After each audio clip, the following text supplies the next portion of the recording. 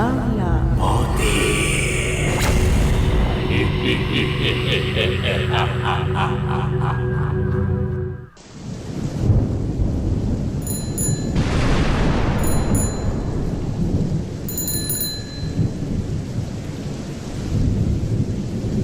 বর্ষাকাল মানেই মেঘের ঘনঘটা, মেঘলা আকাশে বিদ্যুতের ঝলকানি।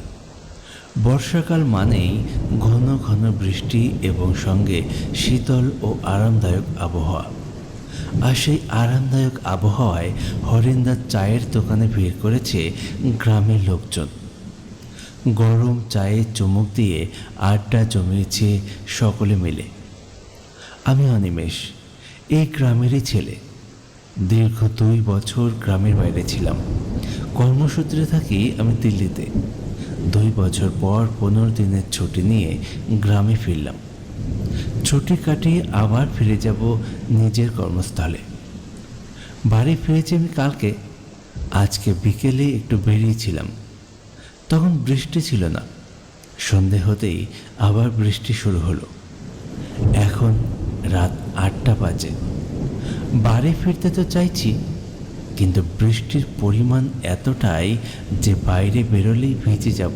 ছাতা অবশ্য আমার সঙ্গে আছে, তবে এই বৃষ্টির ছাতায় মানবে না। তাই হরেন্দার চায়ের দোকানে দাঁড়িয়ে আছি বৃষ্টি কমার অপেক্ষায়।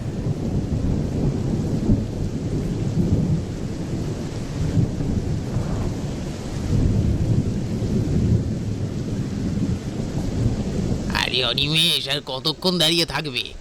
এই বৃষ্টি সহজে থামবে না। এসো এখানে বসো, 1 কাপ চা খাও। না না কাকা, এখন আর চা খাবো না। সেই বিকেলে বাড়ি থেকে বেরিয়েছি, এখন আমার বাড়ি ফেরা দরকার। কিন্তু এই বৃষ্টি যা হচ্ছে, রাস্তা দিয়ে তো কোনো টোটোও দেখতে পাচ্ছি না।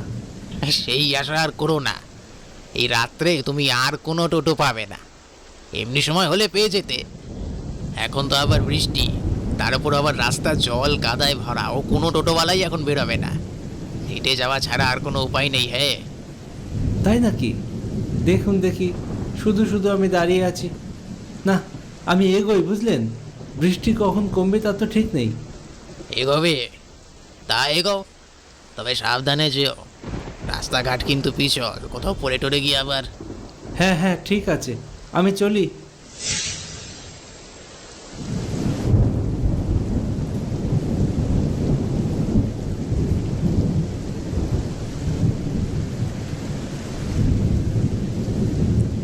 হরেন্দার চায়ের দোকান ছেড়ে আমি রওনা দিলাম বাড়ির পথে। কতক্ষণই বা দাঁড়িয়ে থাকবো এখানে? বৃষ্টি কখন কমবে তার তো ঠিক নেই। আমার বাড়ি গ্রামের একদম শেষ প্রান্তে। এখান থেকে আমার বাড়ির দূরত্ব প্রায় 1 কিলোমিটার। আসার সময় টোটো করে এসেছিলাম, কিন্তু এখন এই বৃষ্টি কাদার মধ্যে টোটো পাওয়ার আশা একেবারেই নেই। অগত্যা হাঁটা ধরলাম।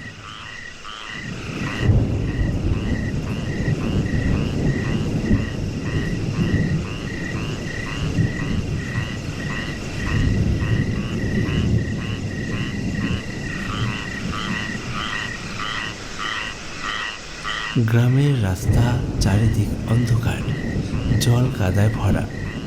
কখন পা পিছলে পড়ে যাব তা ঠিক নেই, তাই পা টিপে টিপে হাঁটতে হচ্ছে।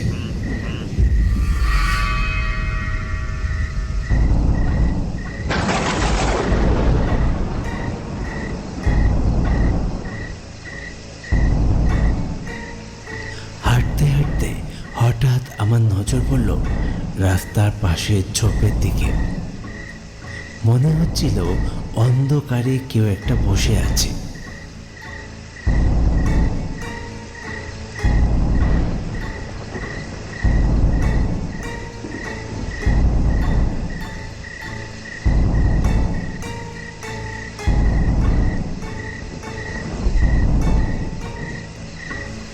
আমি সেই দিকে আলোটা ফেলতেই দেখি একটা মেয়ে বসে আছে, জড়সড় হয়ে বসে কাঁপছে। অন্ধকারের মধ্যে এইরকম একটা মেয়েকে দেখে আমি খুবই ভয় পেয়ে যাই। ভাবলাম এখান থেকে চলে যাই, কিন্তু কিন্তু যদি সত্যি সত্যি মেয়েটা কোনো বিপদে থাকে, তাকে এইভাবে ফেলে রেখে চলে যাওয়া ঠিক হবে না। আমি তার কাছে যেয়ে কথা বলার চেষ্টা করলাম। এই যে শুনছেন? না না না না, আমার কাছে আসবেন না, আমার কাছে আসবেন না। আমি মরতে চাই না, আমি বাঁচতে চাই, আমি বাঁচতে চাই। শান্ত হন, শান্ত হন। আমি আপনাকে মারতে আসিনি, আপনাকে সাহায্য করতে এসেছি। ভয় নেই। আপনি কে? এইখানে এইভাবে বসে আছেন কেন? আমি আমি পাশের গায়ে থাকি। এদিকে একটা কাজে এসেছিলাম, কিন্তু কিন্তু একজন আমার পিছু নিয়েছিল। আমাকে সে মেরে ফেলতে চায়। তার ভয়ে দৌড়তে দৌড়তে আমি এইখানে এসে লুকিয়ে আছি। মেরে ফেলতে চায়? কেন? আপনাকে কেউ মেরে ফেলতে চাইবে কেন? আমি জানি না কেন আমাকে মেরে ফেলতে চাই। আমি আমি কোনো রকমে প্রাণে বেঁচে এখানে এসেছি। আচ্ছা, আসুন আসুন আসুন, চলুন আমার সাথে, আমি আপনাকে বাড়ি পৌঁছে দিই। আপনার ভয় নেই, আসুন। না না, আমি এখান থেকে বেরোলেই আমাকে মেরে ফেলবে। আমি এখান থেকে উঠতে পারবো না। ভয় পাবেন না, আমি আছি তো। আপনি আসুন আমার সাথে, আমার সঙ্গে থাকলে কেউ আসবে না। চলুন, আমি বাড়ি পৌঁছে দিই।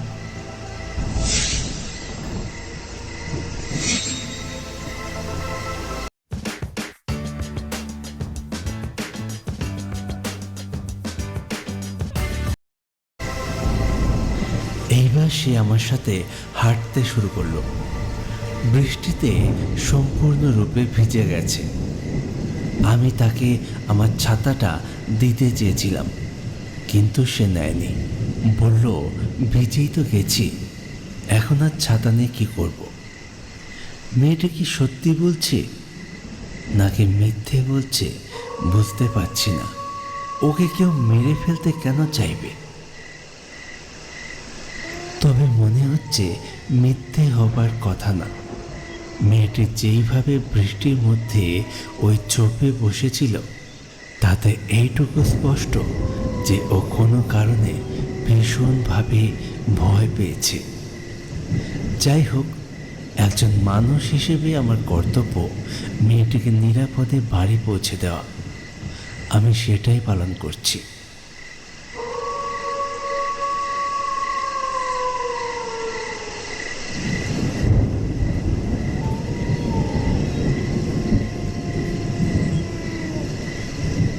মেয়েটির সাথে হাঁটতে শুরু করার পর থেকেই আমারও কেমন ভয় লাগতে শুরু করলো। কেন জানি না, আমার শুধু মনে হচ্ছে যে আমাদের সাথে আরও কেউ একজন হাঁটছে। বারবার আমি শুধু এদিক ওদিক তাকাচ্ছি, কিন্তু কাউকেই দেখতে পাচ্ছি না।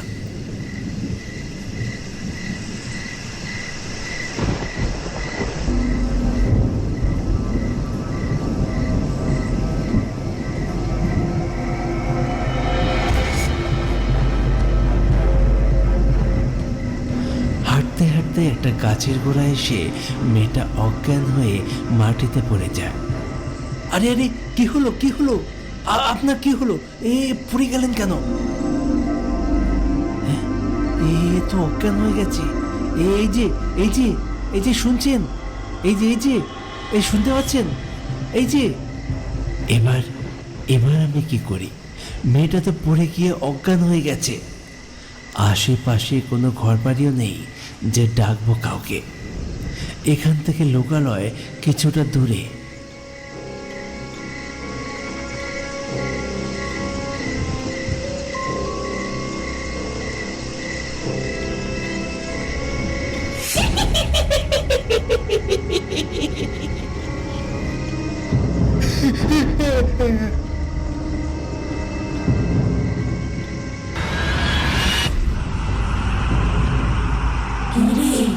চিনতে পারছিস আমায়?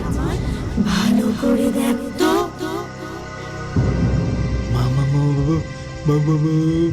মাধবী, মাধবী, মাধবী। আমি মাধবী, আমি সেই মাধবী যাকে তুই অপমান করেছিলি, গোটা গ্রামের লোকের সামনে আমায় ছোট করেছিলি। লজ্জায় ঘৃণায় নিজের জীবনকে শেষ করে দিতে আমি বাধ্য হয়েছি তোর জন্য, শুধু তোর জন্য।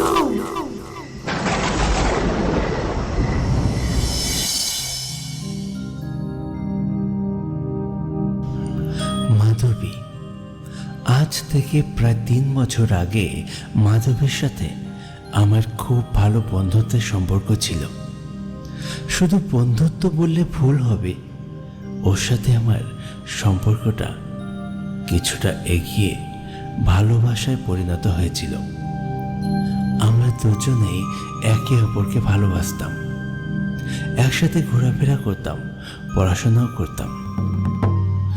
একদিন কোনো এক কারণে মাধবের সাথে আমার ভুল বোঝাবুঝি হয় এবং সেই ভুল বোঝাবুঝি রাগে পরিণত হয়। রাগ করে একদিন মাধবীকে রাস্তার ওপর লোকজনের সামনে অনেক অপমান করেছিলাম। সেই অপমান সহ্য করতে না পেরে মাধবী একটা গাছের গোড়ায় বসে বিষ খেয়ে আত্মহত্যা করেছিল। মাধবীর মৃত্যুতে আমি শোকে ভেঙে পড়েছিলাম। অনেক দিন কোনো কাজকর্ম করতে পারতাম না। শেষে নিজেকে সামলে নিয়ে আমি এই গ্রাম ছেড়ে বাইরে চলে যাই। মাধবী, আমায় ছেড়ে দাও মাধবী, আমায় ছেড়ে দাও। আমি মানছি ওই দিন আমি তোমাকে যেই কথাগুলো বলেছিলাম ওগুলো বলা আমার উচিত হয়নি। তা আমি বুঝতে পারছি, লোকজনের সামনে বলেছিলাম বলে তুমি খুব মনে আঘাত পেয়েছিলে, কিন্তু আমি তো আমার ভুল বুঝেছিলাম। আমাকে তো ভুল শোধরানোর সময় দিতে পারতে মাধবী। তুমি এইভাবে তুমি তোমার নিজের জীবন কেন ত্যাগ করলে? আমি কি করেছি বলো, আমি তো তোমাকে মারিনি। আমায় ক্ষমা করো মাধবী। ক্ষমা? তোকে ক্ষমা করব, অবশ্যই ক্ষমা করব। আমরা একসাথে থাকব। জীবন দশায় যেটা হয়নি, মৃত্যুর পর সেটা হবে। এসো অনিমেষ, এসো আমার কাছে, এসো। তোমার জীবনটা শেষ করে দিয়ে আমার কাছে টেনে নিই। না না না না না না না না, আমি মরতে চাই না, আমি বাঁচতে চাই। আমাকে বাঁচাও, আমাকে মেরে ফেলো না। পায়েল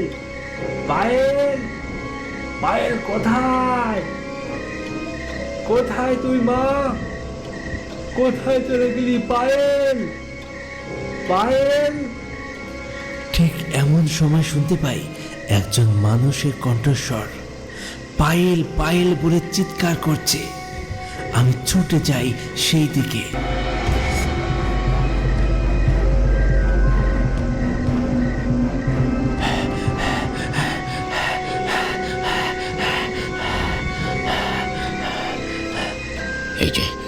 এই যে বাবা, তুমি এত হাঁপাচ্ছ কেন? কি হয়েছে? আচ্ছা, তুমি কি কোনো মেয়েকে দেখেছো? 20 বছর বয়সী আমার মেয়ে, ওকে সন্ধ্যে থেকে খুঁজে পাচ্ছি না।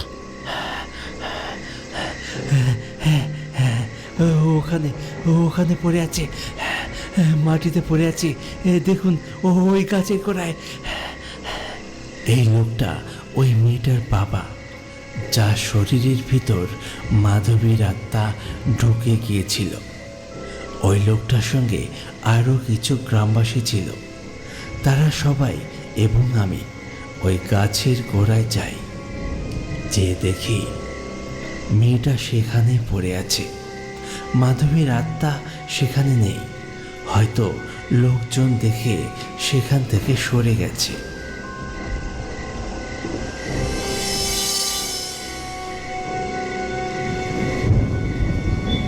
মেয়েটাকে অনেকবার নাড়াচাড়া দিতেই ওর জ্ঞান ফিরে আসে। আমি সমস্ত ঘটনা সবাইকে বলি। সব কিছু শোনার পর পায়েলের বাবা বলে, এই জায়গাটায় রাতে আসলে অনেকেই ভয় পায়, কিশোর নাকি দেখা যায় এখানে। আজকে বোঝা গেল এখানে মাধবীর আত্মা থাকে। এর একটা ব্যবস্থা করতেই হবে, কালকে এর একটা ব্যবস্থা করতে হবে।